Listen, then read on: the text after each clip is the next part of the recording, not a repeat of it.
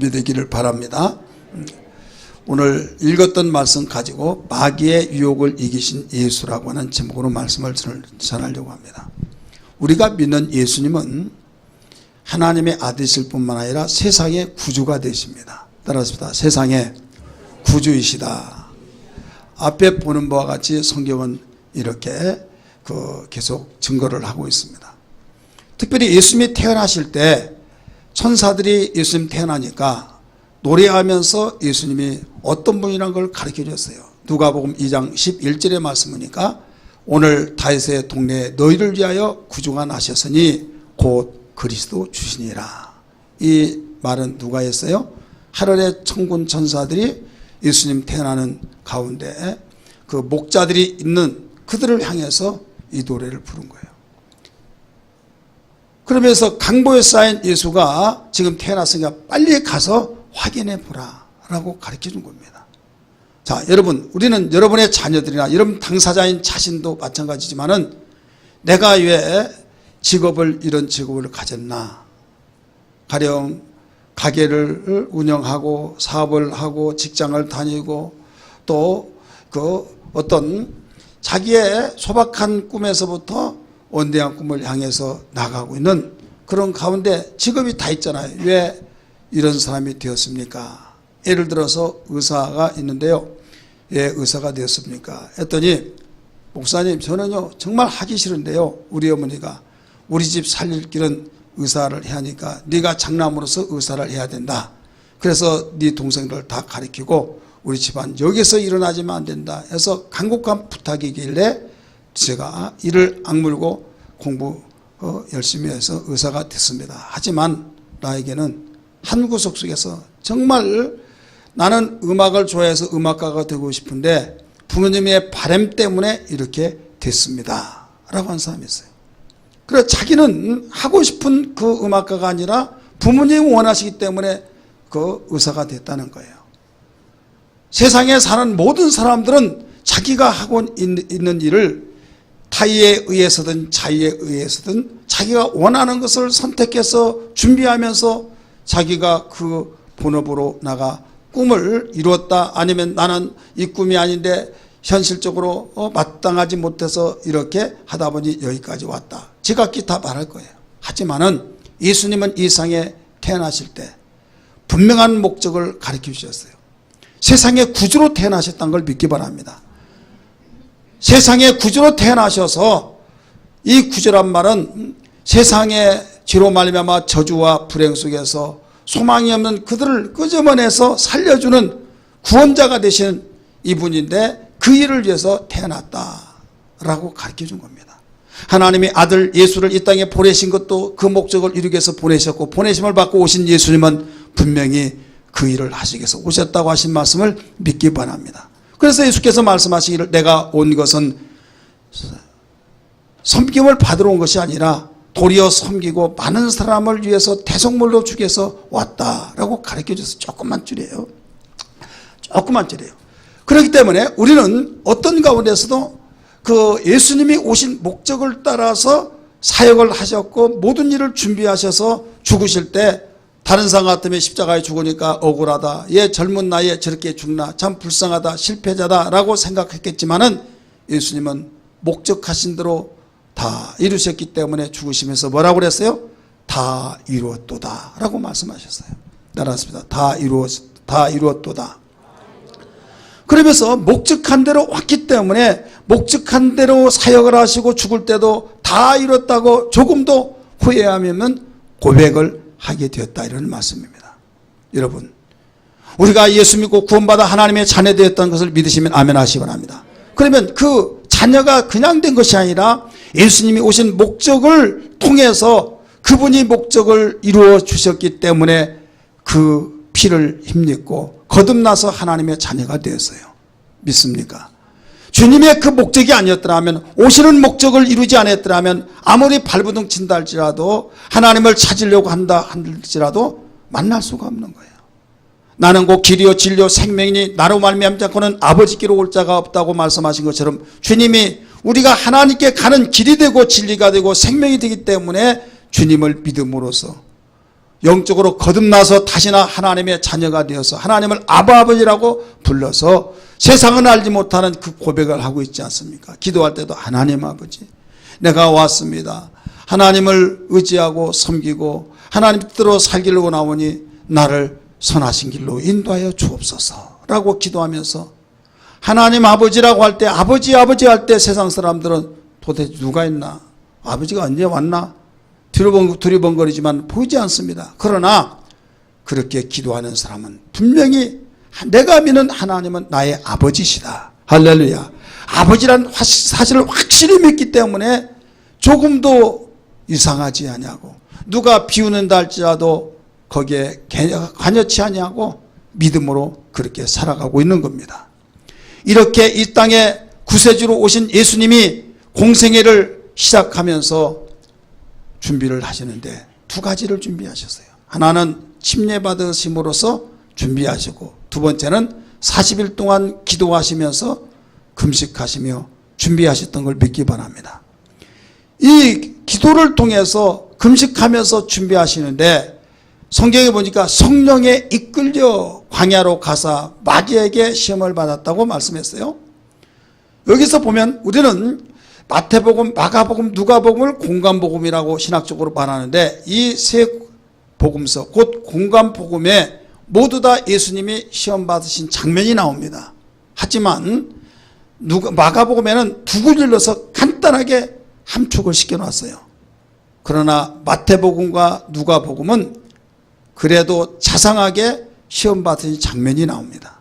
많은 분들이 마태복음 4장 1절부터 11절의 말씀 보면 거기에 본문을 삼고 성경을 본문 삼고 설교하고 또 듣기도 하고 하다 보니까 예수님이 시험 받는 장면 세 가지 해서 첫째 돌을 떡으로 만들어 먹어라. 두 번째 성전 꼭대기에 서어서 뛰어내리라. 그러면 천사가 받들어서 너 하나라도 다치지 않을 것이다. 세 번째 천하만국을 보여주면서 내게 경배라. 그러면 이 모든 걸 내게 주겠다라고 하면서 순서를 나열하면서 여러분 성경을 읽기도 하고 듣기도 하고 그렇게 마음에 심어진 분이 있을 거예요. 그렇습니다. 맞습니다. 하지만 저는 오늘 누가복음을 본문을 삼았어요. 본문을 삼는데 1절부터 13절까지 있지만은 거기에서도 5절에서 8절까지만 끊어서 그 본문을 삼았습니다. 그 이유는 마태복음에서 세 번째의 그 시험이 누가복음에서는 두 번째 자리를 잡고 가르쳐 줬다 이 말입니다.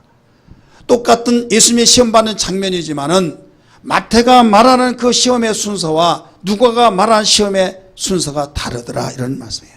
왜 그랬을까요? 그 이유는 여러분 아신 바와 같이 이스라엘 백성들의 유대인들에게는 수사학이 발달됐다고 그랬죠. 수사학이라고 해서 범죄가 그 범죄자를 조사하는 그런 수사 그 말이 아니라 숫자에 대한 개념에 대한 의미가 있다 해서 거기에 대해서 의미를 숫자에 대한 개념 의미를 연구하는 그런 민족들인지라 첫째는 예를 들어서 하나님 숫자다. 둘째는 두 번 2라고 하는 수는 바로 사람 수다. 사람 수 남자 여자 사람 수고 세 번째는 삼위일체 하나님 수다. 여섯째는 짐승의 수다. 일곱은 완전한 수다. 10이라고 하는 단어는 고난의 수인데 특별히 40이라는 고난 중에서도 연단의 숫자다. 그래서 40년 40일 막 나오잖아요. 다 연단이에요. 요한계시록 2장 10절의 말씀 보면 너희가 고난을 받으리니 10일 동안 고난을 받으리라 나오죠. 그래 의미가 있다 이거예요. 그래서 그런 면에서 굉장히 의미를 부여한 숫자이기 때문에 그들은 관심을 많이 갖습니다. 그러다가 보니까 예수님의 그 고난 그 시험 받은 장면이 첫째, 둘째, 셋째 하는 것이 여기에 원칙적으로 이건 절대적으로 이 순서가 있으면 예를 들어서 물질에 대한 시험이 끝나면 명예에 대한 시험이 있고 명예에 대한 시험이 끝나면 세 번째 이 성전 꼭대기 천하만국을 보여주면서 경배하면 내가 모든 걸 내게 주리라고 하시는 그런 부와 영화의 축복을 바라고 있는데 거기에 시험에 걸린다. 이런 식으로 그 틀을 벗어나지 못하더라 이거죠. 그러나 누가복음의 순서를 뒤바뀌진 그것을 통해서 시험에는 절대 순서가 없다 이거예요.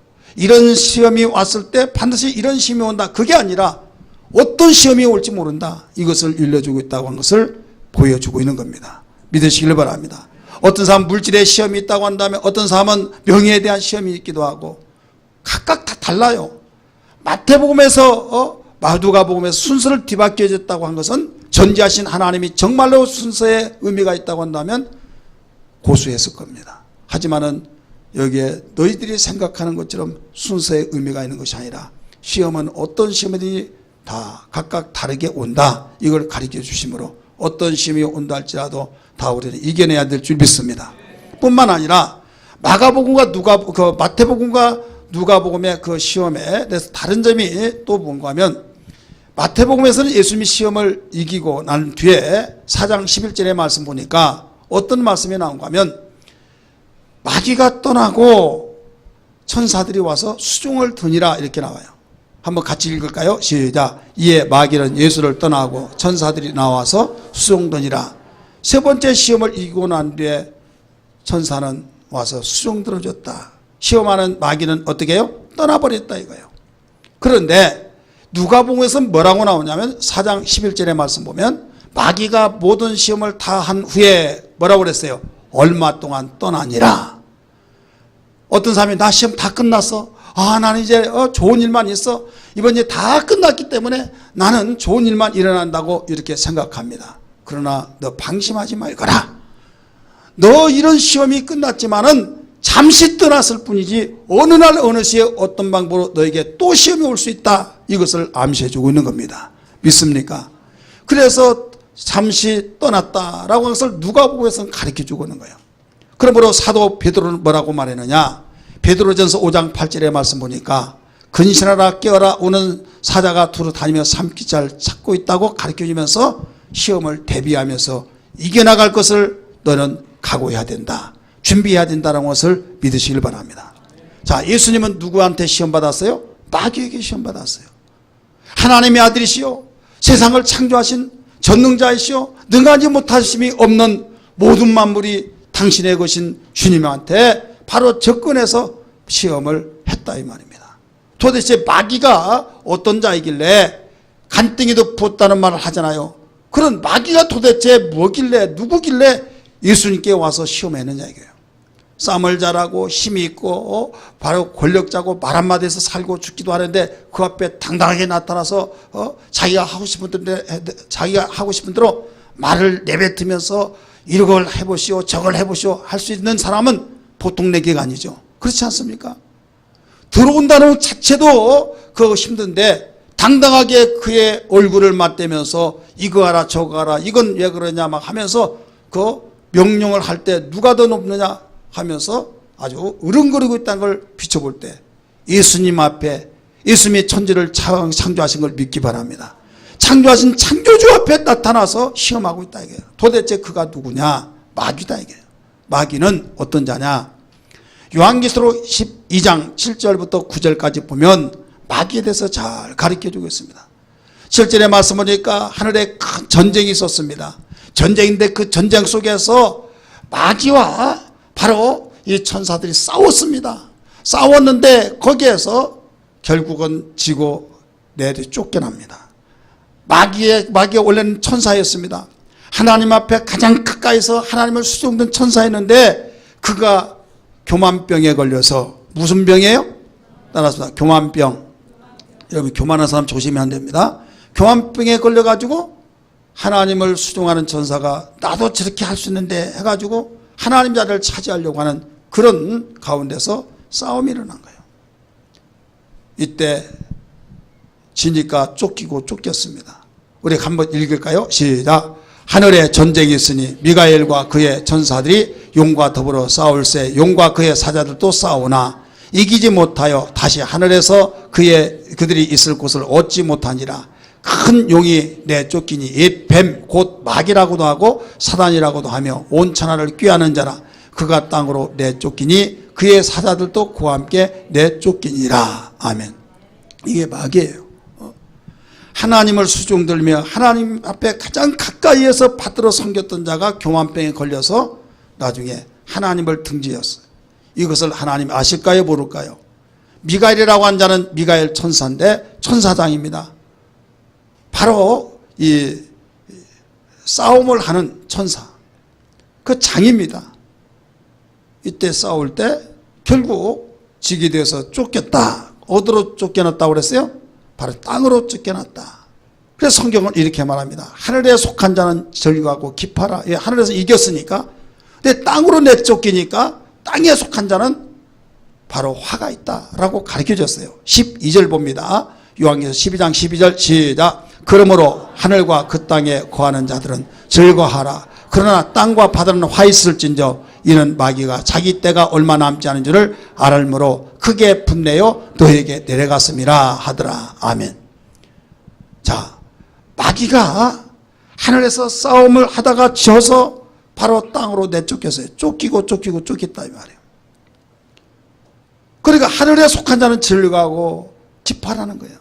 그러나 마귀가 있는 그곳에 사는 자들은 화가 있다. 왜? 마귀가 쥐떼가 얼마 남지 않는 것을 알고 분이 나니까 어디에서 빰 맞고 어디에서 화풀이 하니까 땅에 속한 자들을 지 마음대로 하려고 지어 핥힌다 이거예요. 여러분이 기뻐하다가도요, 어떤 사람이 화가 이렇게 났으면 조용히 하라고 하면서 잘못하면 그 불똥이 자기에게 튀길까봐 그러듯이 마귀가 지금 져가지고 쫓겨와서 땅에 있는데 땅과 바다에 속한 거기에 사는 사람이 다 초긴장을 갖고 있는 겁니다. 마귀는요, 자기 지위를 지키지 않았다고 그랬어요. 유다서 1장 6절의 말씀 보면 거기에 자기 지위를 지키지 않았을 때 하나님을 섬기고 하나님을 사랑하고 하나님의 그 종으로서 마땅히 해야 할 일인데도 불구하고 그 일을 하지 않았어요. 이때 결국은 왜 하나님의 수종들지 않냐고 그랬습니까? 자기가 하나님 받은 영광을 다 받아버리려고 하는 교만 때문에. 그러나 자기 마음대로 됐습니까? 안 됐습니까? 안 됐죠. 오히려 쫓겨났고 결국 심판날까지 흑암 캄캄한 곳에 결박된 가운데서 심판이 주어지기 전까지 결박되다가 유황불못에 던져질 자란 걸 믿으시길 바랍니다. 왜 이렇게 짧은 시간에 마귀에 대해서 말을 했을까요? 오늘 예수님이 누구에게 시험받았다고 그랬어요? 이런 마귀에게 시험받았다 이게요. 마귀는 천하를 꾀하는 자라고 그랬어요. 자기의 목적을 위해서 어떻게 해서든지 수단 방법을 동원시켜서 꼬드겨서 자기가 원했던 그런 목적을 이루려고 하는 마귀의 목적이 뭡니까? 도둑질하고 죽이고 멸망시킨 것밖에 없습니다. 여러분 욥을 잘 알 거예요. 욥이 행복했고 평안했고 정말 가장 그 동방에서 부자가 되어서 하나님 잘 섬기면 저렇게 부자가 되고 행복하고 다복한 그런 복을 받는다. 정도 수없이 많고 그 양과 또 소와 낙타들이 수천 마리가 됩니다. 그럼에도 불구하고 마귀가 한번 나타나서 그 움직여버리니까요, 쑥대밭이 됩니다. 하늘에서 불이 떨어져서 다 죽습니다. 강도들이 와서 침입해서 빼앗아갑니다. 병이 들어서 완전히 악창이 생겨서 다 쓰러져 갑니다. 부인은 도망가 버립니다. 하면서 완전히 생지옥이 되어버린 거예요. 여러분이 욥기를 잘 읽어서 아신 바와 같이 그 어디에서 누가 배경이 그렇게 되도록 움직였습니까? 겉으로 볼 때는 하늘에서 바로 불이 내려와서 다 죽었어요. 겉으로 볼 때는, 가시적으로 볼 때는 강도들이 와서 칼을 가지고 빼앗아갔습니다. 더 이상 설명할 수가 없어요. 자식이 7이 죽었는데요, 그 7이 죽었던 것도 큰 태풍이라고 그랬어요. 오늘날 말하면 큰 토레이도, 바로 풍랑이 일어나가지고 그 태풍이 일어나서 팔각정 같은 그 기둥을 덮쳐버린 거예요. 그럴 때 압사되어서 죽은 겁니다. 그런데 근본적인 영적으로 보니까 누가 조정을 하고 있어요? 사단이, 마귀가. 그 마귀가 바로 예수님께 와서 시험했다 이거예요. 그 마귀가 오늘날 이 세상의 땅에 쫓겨서 땅에 과여서 오늘날 모든 사람들에게 접근하면서 바로 마귀의 편에서 여러분 움직여지고 마귀의 바로 밥이 되어서 마귀의 손 아래서 움직여 나가는 모든 사람은 행복한 것 같을지라도 불행할 수밖에 없다는 걸 믿으시길 바랍니다. 사형수가 사형 언도를 받아서 정말 오늘 내일 죽기를 기다릴 수밖에 없고 오늘 죽나 내일 죽나 그 두려움 속에서 살아가고 있지만 면회는 갑니다. 먹을 것을 싸가지고 왔습니다. 영치금을 넣어줘서 자기가 얼마큼 쓰더라도 이제 나는 남는다 할 때 얼마나 기쁘겠습니까? 배고팠을 때 바로 먹을 걸 받았어요. 추웠을 때 바로 옷을 넣어준 걸 받았어요. 얼마나 기쁘겠느냐 이게요. 영치금을 받아서 마음껏 쓰고 싶었어요. 얼마나 기쁘겠습니까? 그러나 여러분 그것도 채 얼마 가지 못해서 내가 어떤 위치에 있느냐고요. 조그마한 밥덩어리 때문에 기뻐하고 내가 그냥 평상시 일반 사람 같이 기뻐한 건 철없는 것 같고, 냉정하게 생각해 보면 내일 죽을지 모레 죽을지 모르는 두려움 속에 살듯이 우리는 사형 언도를 받아서 지옥으로 갈 수밖에 없는 인간이라는 걸 믿기 바랍니다. 믿으면 아멘 하시길 바랍니다. 그럼에도 불구하고 내가 일을 이루어서 집을 샀다, 명예를 얻었다, 내가 목적을 이루었다 했을 때 기뻐서 나는 복받았다, 나는 행복하다 했을 때 하나님께서는 감옥 속에서 사형수에게 먹을 것 주었을 때 너무나 기뻐했던 그와 모습과 똑같다 이 말이에요. 절대로 그가 어디 이삭에서 무엇을 이뤘다 할지라도 행복할 수 없다는 것을 너무나 잘 우리 인생에게 가르쳐주고 있는 겁니다. 사랑하는 성도들이요, 여러분이 이 땅에 사는 동안에는 아무리 입을 것, 먹을 것, 마실 것, 쓸 것 아니면 뜻을 이뤘다고 해서 행복이 있는 것이 아닙니다. 그 사람이 여러분 평안이 있는 것이 아닙니다. 그 속에 평안한 것 같지만은 불안이 있고, 그 속에 여러분 행복하다고 하면 그 속에 여러분 불행이 도사리고 있고, 여러분 먹고 난 순간에 배부르고 난 뒤에 여기에서 두려움이 연습해 온다 이게요. 배고팠을 때는 밥만 먹으면 행복한 것 같은데 배가 채워졌을 때는 내가 사형수지라고 생각할 수밖에 없는데, 그렇게 될 때 두려움이 있지 않겠느냐 이거예요. 마찬가지예요. 왜? 에덴 동산을 쫓겨나고 난 이후에 모든 사람은 죄인이 되어서 죄의 삭은 사망인지라 이미 정죄되어서 지옥 가기로 작정되어진 가운데서 살기 때문에 인간은 불행하고 저주 속에서 생활하고 있는 존재란 걸 바로 알아야 될 줄 믿으시기 바랍니다. 그런 가운데 날고 뛰면서 행복해지려고 할 때 얼마나 우리 하나님이 안타깝겠습니까? 사랑이 많으신 하나님께서 얼마나 정말로 안타깝고 때로는 바보스럽고 때로는 정말 그렇게 순종하라고 했지만 불순종했던 얄밉기도 하고, 하지만은 하나님은 사랑이시니라 불쌍히 여기시사 예수를 이 땅에 보내주셔서 구세주가 되게 하셔서 이 땅에 죽으라고 보내신 그 주님이 다른 자는 살기 위해서 인신공격하면서 거짓말하고 사기치고 어떻게 해서는 자기가 살아보려고 하지만 주님은 우리를 살리기 위해서 십자가 저주의 나무에 죽으셨다고 하는 사실을 믿으시길 바랍니다. 그가 죽으심으로 우리가 살게 되었고, 그가 채찍으로 맞음으로 건강을 회복되었고, 그가 징계를 받으심으로 평안을 얻었고, 그가 가난하게 사신 이유는 우리를 부유하게 하기 위함이라고 하셨으니 주님의 은혜로 말미암아 놀라운 역사를 이루시고 새 창조의 역사가 이루어진 걸 믿으시길 바랍니다. 우리는 부모 뱃속에서 태어나서 우리가 지금 이 나이 먹을 때까지 여기까지 살고 있습니다. 하지만은 우리 주님은 바로 우리를 만드셔서 너무나 잘 알기 때문에 우리 인간에게는 한 번 죽으면 끝이 아니라는 사실을 일러주셨습니다. 사람을 만드시고 코에다 생기를 불어넣을 때 생명이 된지라 말씀하셨어요. 생기란 말은 뭐냐면 호흡이라는 말인데 그 호흡으로 끝나는 것이 아니라 생명이 된지라 영원히 사는 존재라 이런 말씀이에요. 이것을 영혼이라 이렇게 말합니다. 영혼이 있기 때문에 우리가 죽는다 하면 모든 것을 다 알지 못하고 끝났다, 무아지경을 가서 끝나버렸다라고 그 말이 아니에요. 죽었다고 한 것은 분리되었다는 뜻입니다. 따라서 분리되었다. 우리 육체를 흙에서 뭉쳐서 빚어가지고 만들었습니다. 빚은 그 사람의 그 형상에다가 코에 후 불어넣어서 바로 생기가 그 속에 들어감으로써 사람이 된 거예요. 그러면 죽음이 분리됐다고 한 것은 뭐냐면 없어져 버린 것이 아니라 땅속에 들어가서 보이지 않으니까 없어져 버려 끝났다는 것이 아니라 분리되었다는 것은 영혼과 육체가 분리되어서 왔던 곳으로 간다 이거예요.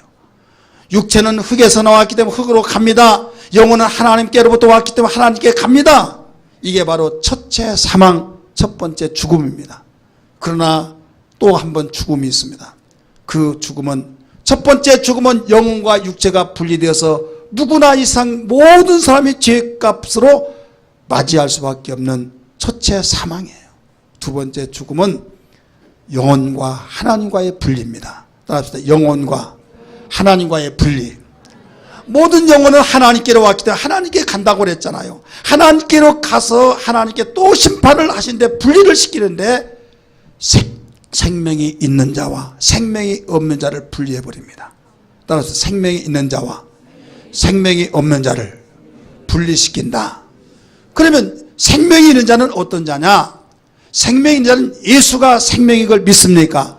생명 되신 예수를 우리 마음속에 인격적으로 모셔서 예수님을 모신 이상 내 안에 계셔서 나는 생명이 없고 죽었지만은 예수 생명을 모셨으므로 내가 생명을 얻게 되어서 거듭났다, 다시 태어났다, 생명을 얻었다, 구원받았다, 중생했다, 똑같은 말들이에요.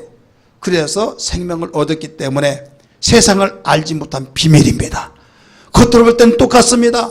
그러나 예수님이 이 세상에 오셔서 나를 위해서 죽으셨고 내가 죄값으로 저주받고 심판받고 지옥 갈 수밖에 없는 그 죄를 위해서 죽으셔서 나를 구원하셨다는 걸 믿고 이 고마우신 분이 어디느냐.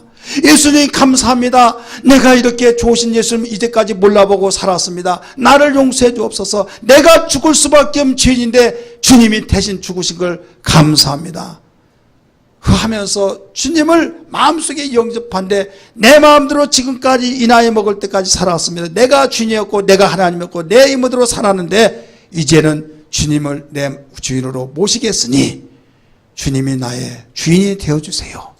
주님이 나의 왕이 되어주세요. 주님이 나의 다스리시는 통치자가 되어주세요 라고 하면서 주님을 모십니다. 모실 때 예수님이 어디 계십니까? 우리 마음속에 계세요. 예수님은 어떤 분입니까? 생명이시다 이거예요. 생명 되신 예수님을 마음속에 모셨기 때문에 그 사람은 생명이 있는 사람이다 이런 말씀이에요. 성경은 증거합니다. 너희가 하나님의 아들 예수를 마음속에 모셨으면 생명이 있고 아들이 없으면 생명이 없다라고 증거하고 있습니다. 그러므로 여러분 예수 믿는 삶은 어떤 삶이냐? 예수 그리스도 생명이신 주님을 나를 위해서 구원하신 예수를 내 마음속에 인격적으로 모시는 사람입니다. 10년 20년 동안 교회를 다녔다 할지라도 예수님을 모시지 않았으면 겉으로 볼 때는 교인이지만 주님 볼 때는 교인이 아니에요. 생명 있는 삶이 아니에요. 그렇기 때문에 하나님 앞에 우리가 첫째 사망에서 죽어서 흑육체는 흙으로 가고 우리의 영혼은 하나님께 다 모여서 하나님 앞에 거기에서 현재 하나님께서 또 여기서 분리를 시킨다. 이게 둘째 사망입니다. 어떤 사람이 둘째 사망이냐? 바로 생명이 있는 자는 하나님의 생명이시기 때문에 거기서 하나님과 영원무궁토록 같이 살고 생명이 없는 자는 분리를 시켜서 저 꺼지지 않은 불에 유황불에 던져라 이렇게 말씀하신지라 그 속에서 던져진 바 되어 영원히 꺼지지 않은 불에 거기에서 고통을 받을 수밖에 없다 이 말입니다. 이것을 둘째 사망이라고 합니다. 따라하십시다. 둘째 사망. 그러니까 한 번 나면 두 번 죽고 두 번 나면 한 번 죽습니다. 우리 옆에 분에게 한 번 나면 두 번 죽고 두 번 나면 한 번 죽습니다. 우리 이야기하세요.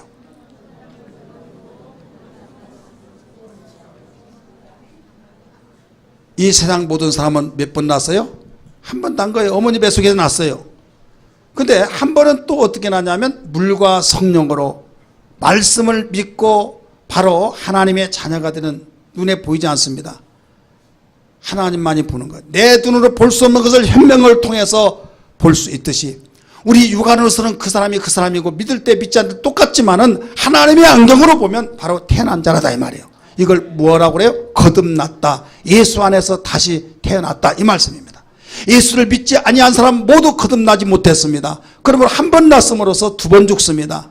그러나 예수를 믿는 사람은 두 번 났기 때문에 한 번 죽습니다. 예수 믿으면 안 죽습니다. 그러면 아무개 장로도 죽고 목사도 죽었더라. 여러분 죽어요. 왜? 한 번만 죽어요.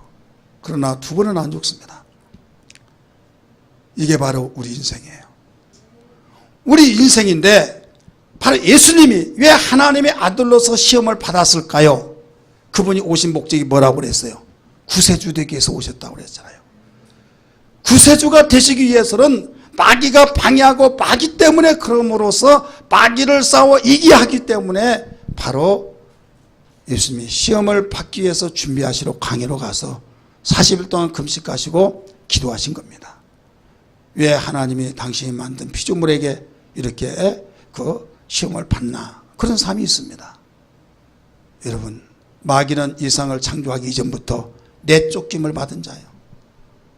저주를 받은 자요.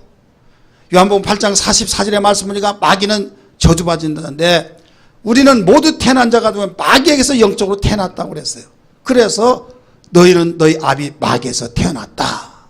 하면서 그는 처음부터 살인자고 거짓말 만들어서 말하기 때문에 거짓말쟁이요 거짓말 아비다. 거짓의 아비라고 말했어요. 한번 읽을까요? 시작. 너희는 너희 아비 마귀에서 났으니 너희 아비의 욕심대로 너희도 행하고자 하느니라. 그는 처음부터 살인한 자요 진리가 그 속에 없으므로 진리에 서지 못하고 거짓을 말할 때마다 제 것으로 말하나니 이는 그가 거짓말쟁이요 거짓의 아비가 되었습니다. 아멘.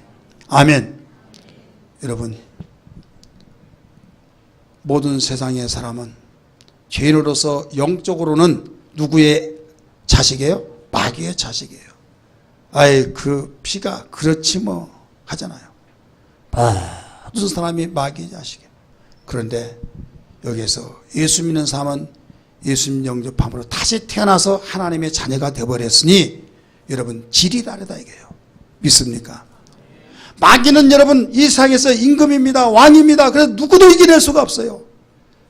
그러나 그보다 더 강한 힘이 있는 자는 이긴데 더 큰 강한 힘을 가진 자는 하나님밖에 없습니다. 하나님밖에 없기 때문에 하나님께로부터 난 하나님의 자녀들은 다 이길 수 있도록 특권을 주셨고 권세를 주신 걸 믿기 바랍니다. 영접하는 자 곧 그 이름을 믿는 자들에게는 하나님의 자녀가 되는 권세를 주셨나니 라고 말씀했어요. 마귀의 하수인은 귀신이 있고 그의 객에 함께 따라 나왔던 천사들이 악한 천사 있는데 그의 목적을 함께 일하고 있습니다. 도둑질을 죽이고 멸망시킨 일을 한다 이거예요. 그럴 때 누구도 이겨낼 수가 없는데 내 이름으로 귀신을 쫓아라.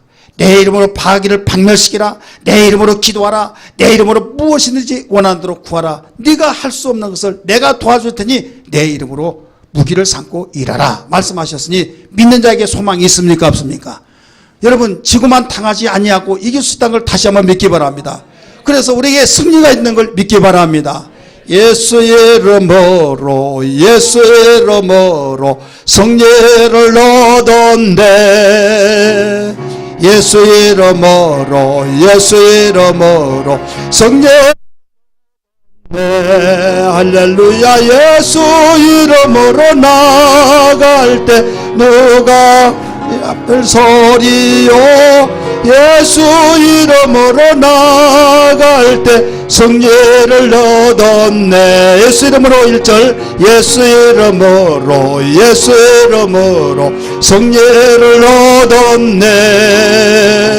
예수 이름으로 예수 이름으로 성례 할렐루야. 예수 이름으로 나갈 때 우리 앞에 누가 서리요. 예수 이름으로 나갈 때 성례를 얻었네. 아멘.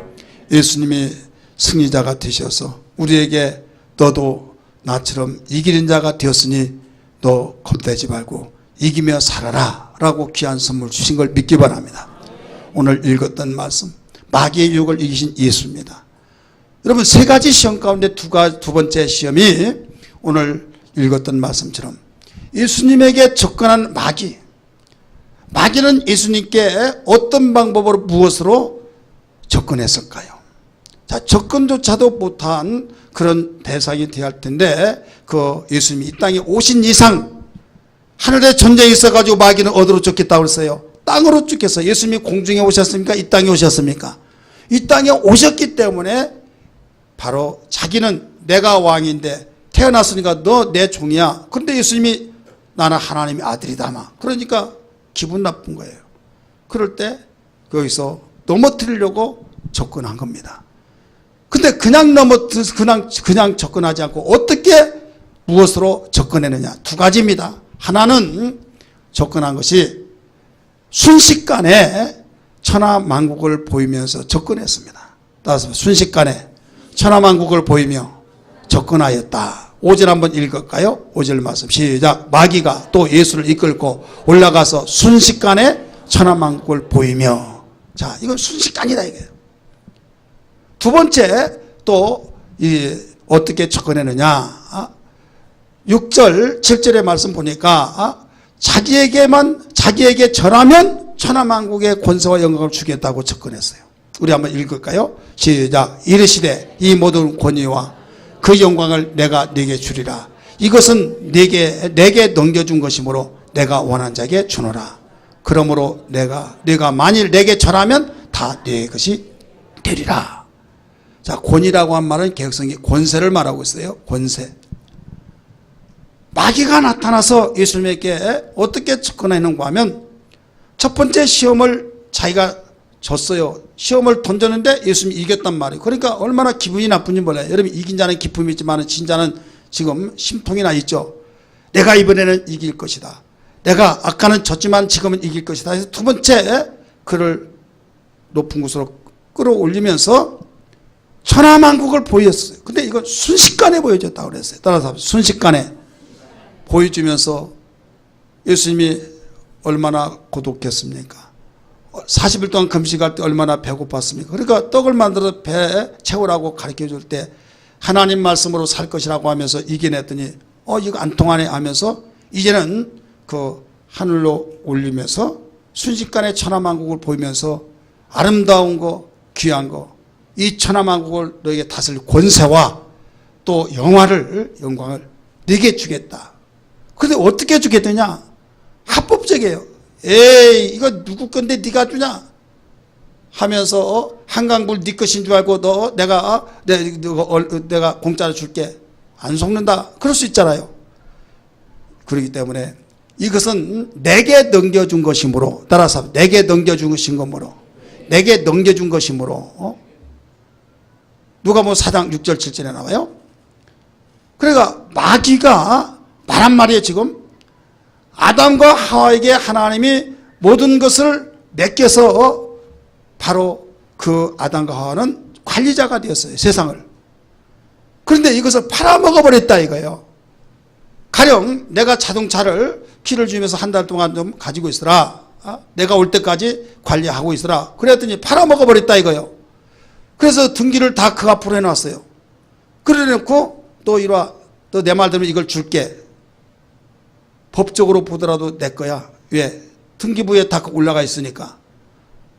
하나님이 아담과 하와에게 주었던 그 모든 만물을 관리하라고 주었는데 범죄를 함으로써 누구에게 넘겨져 버렸어요? 마귀에게 넘어갔다 이게. 진자는 이긴 자의 종이 되니라 말씀하신 것처럼.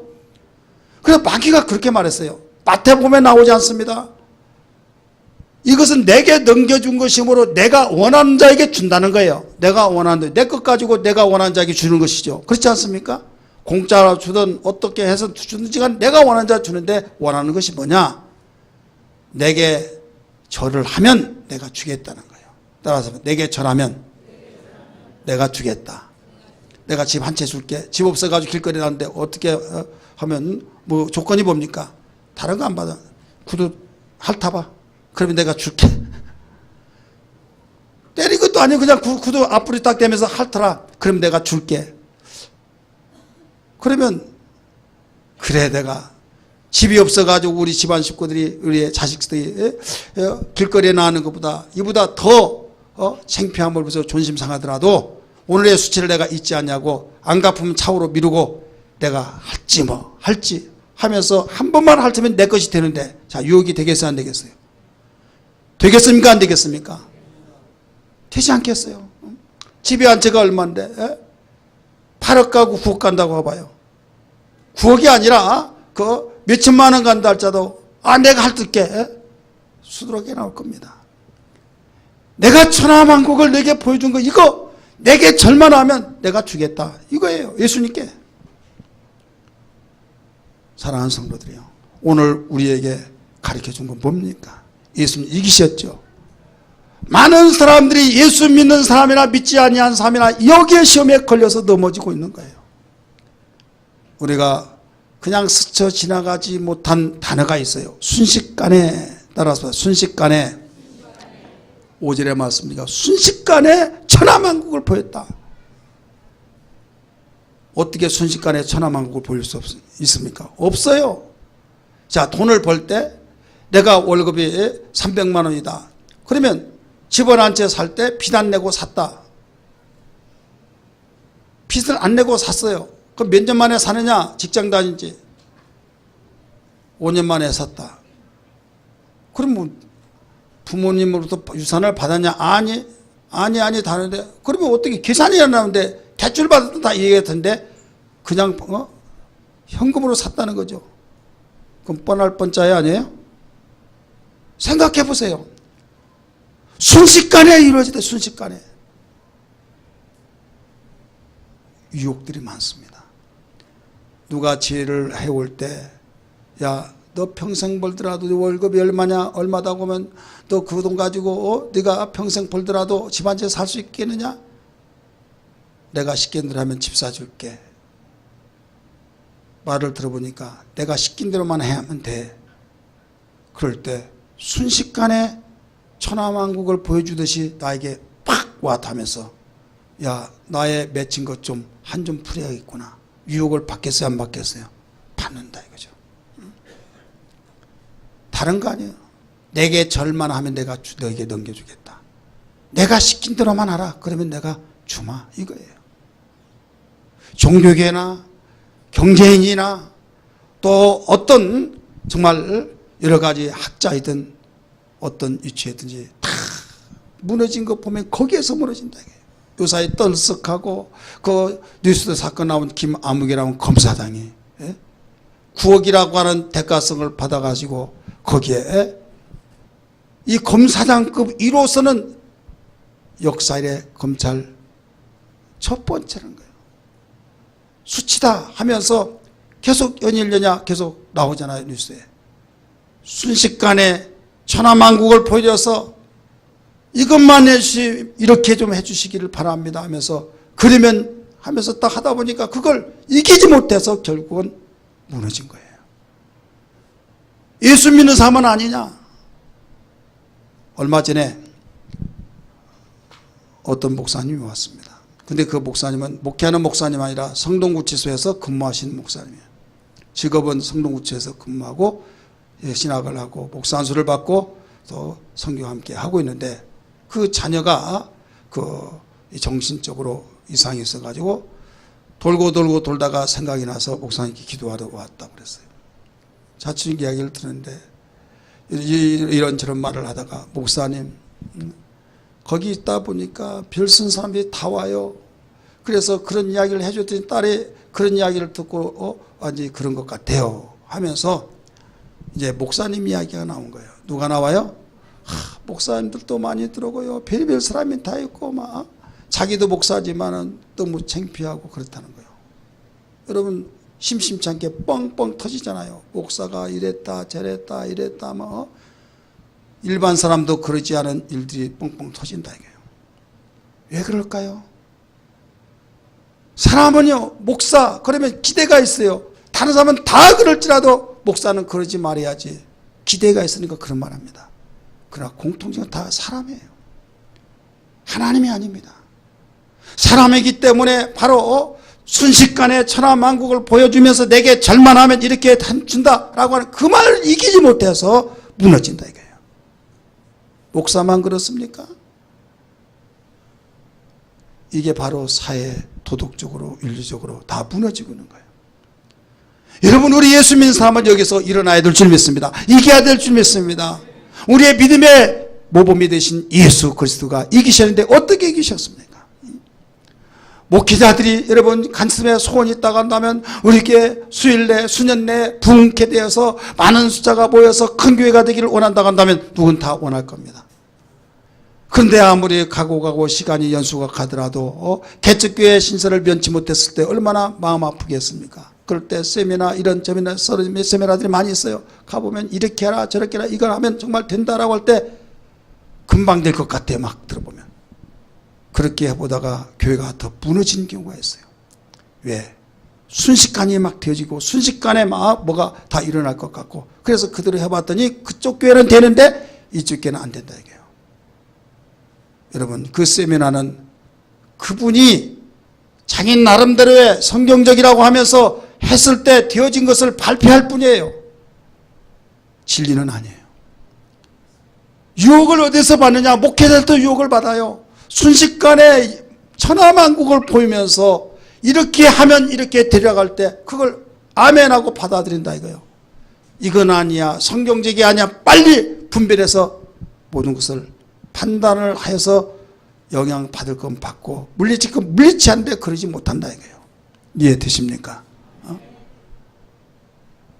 제가 개척할 때 어떤 분이 종이 신문지로 모자를 딱 만들어서 한여름이기 때문에 가방을 들고 찾아왔어요.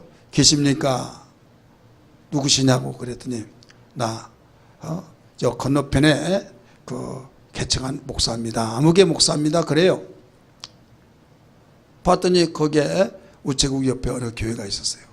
아, 그러시군요.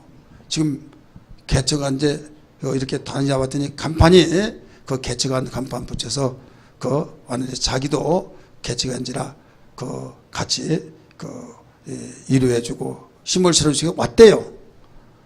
그러면서 그 얼마나 됐냐고 한 3, 4주 됐다고 그랬더니 그러면 목사님 얼마 되셨습니까? 6개월 됐대요. 그럼 나한테 얼마 모이냐고 그래요. 아, 이제 그 얼마나 모이냐? 3, 4주 됐는데 식구끼리 모인다고 그랬더니 목사님 얼마 모입니까? 한 40명 모인대요. 40명, 6개월만 40명 모인대.